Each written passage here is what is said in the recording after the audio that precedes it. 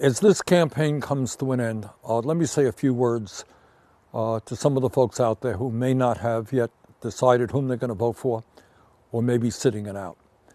And I know there are people who disagree with Kamala Harris on this or that issue, especially Gaza, and count me as one of those who do disagree with her on that issue.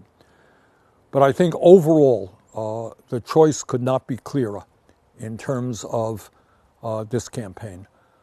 In my view, we just cannot elect a president who is a pathological liar, like Donald Trump, somebody who is working overtime to undermine the American democracy.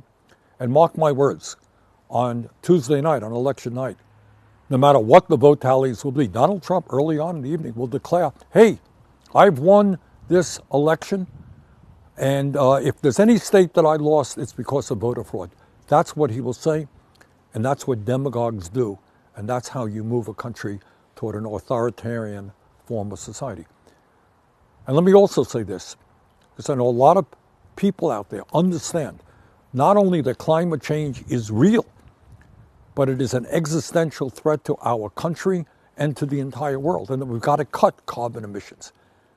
And we've got to bring the whole world together to transform our energy system if we're going to create a planet that's healthy and habitable for our kids and future generations. Please understand, Donald Trump thinks that climate change is a hoax originating in China, which means that if he's elected, the United States will surrender the fight against climate change.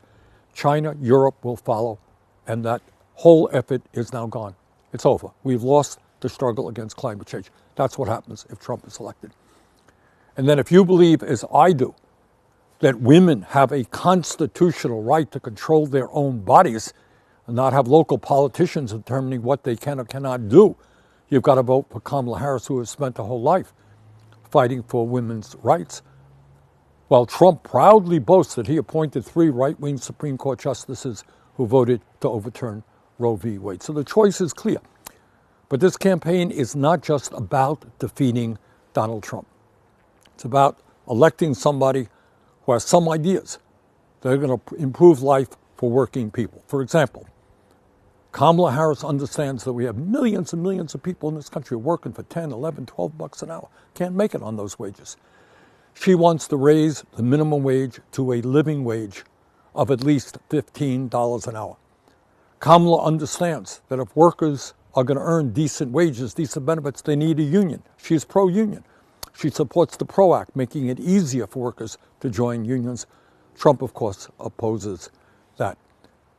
Kamala Harris understands that it is absurd, embarrassing, that we have the highest rate of childhood poverty of almost any major country on earth, and that working parents today are really struggling to bring up their kids. She wants to expand the child tax credit, make it permanent, which will go a long way to lowering childhood poverty in America. Kamala understands that we have a housing crisis in Burlington, Vermont, Los Angeles, California, every place in between. And then among other things, we have to build millions of units of affordable housing so that we could lower the cost of housing in America. And Kamala understands that there is something a bit crazy, a bit cruel, that if somebody gets cancer treatment, struggling for their lives, their family should not be hounded for years by bill collectors. And that's why she wants to get rid of all medical debt in this country. So I think the choice is clear. And while some of us may have differences of opinion and disagree with Kamala Harris on this or that issue, I hope very much we will not sit out this election. We cannot sit it out.